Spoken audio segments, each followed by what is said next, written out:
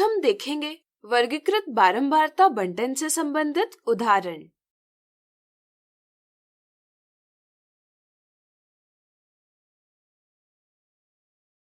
किसी कक्षा में बच्चों की ऊंचाई ज्ञात की गई।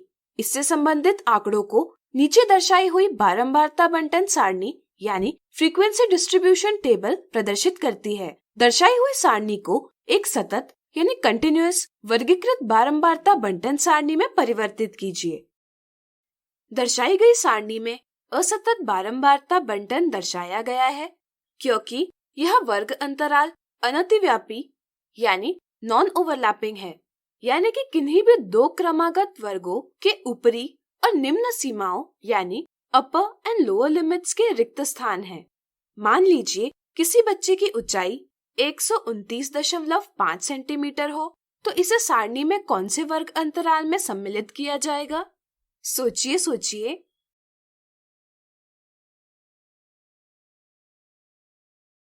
चलिए हम बताते हैं।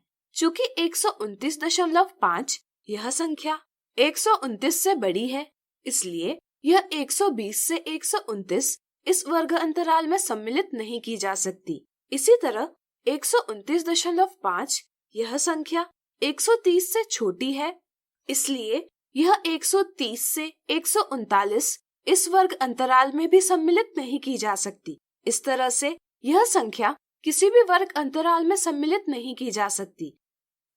ऐसी स्थिति में यह आवश्यक है कि हम असतत बारंबारता बंटन को सतत बारंबारता बंटन में परिवर्तित करें। तो चलिए शुरुआत करते हैं। सतत बारंबारता बंटन प्राप्त करने के लिए हमें वर्ग अंतरालों को विभक्त करना होगा। इससे क्रमागत अंतरालों की ऊपरी और निम्न सीमाएं समान हो जाएंगी।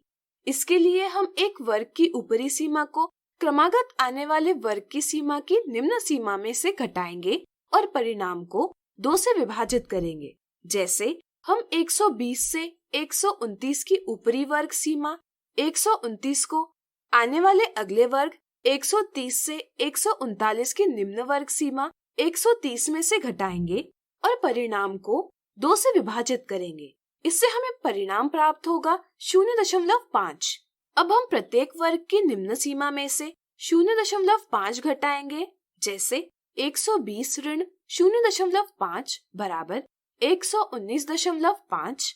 ऊपरी सीमा में 0.5 जोड़ेंगे। जैसे 129 धन 0.5 बराबर 129.5।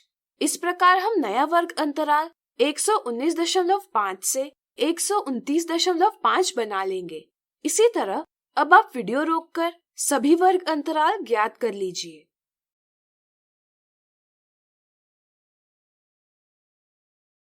आपको वर्ग अंतराल इस प्रकार प्राप्त होंगे। क्या आप बता सकते हैं कि ये वर्ग अंतराल सतत है या असतत? बिल्कुल सही, ये सतत वर्ग अंतराल है।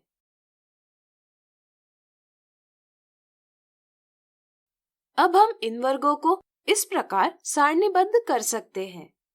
अब यह सारणी सतत बारंबारता बंटन सारणी यानी कंटिन्यूअस फ्रीक्वेंसी डिस्ट्रीब्यूशन टेबल है।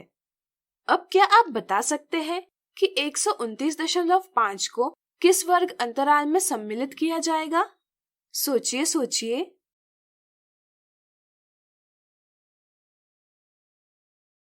बिल्कुल सही, 129.5 वर्ग अंतराल 119.5 से 129.5 और 129.5 से 139.5 में उभयनिष्ठ है और हम उभयनिष्ठ प्रेक्षण को उच्चतर वर्ग अंतराल में सम्मिलित करते हैं। इसलिए 129.5 वर्ग अंतराल 129.5 से 139.5 में सम्मिलित की जाएगी।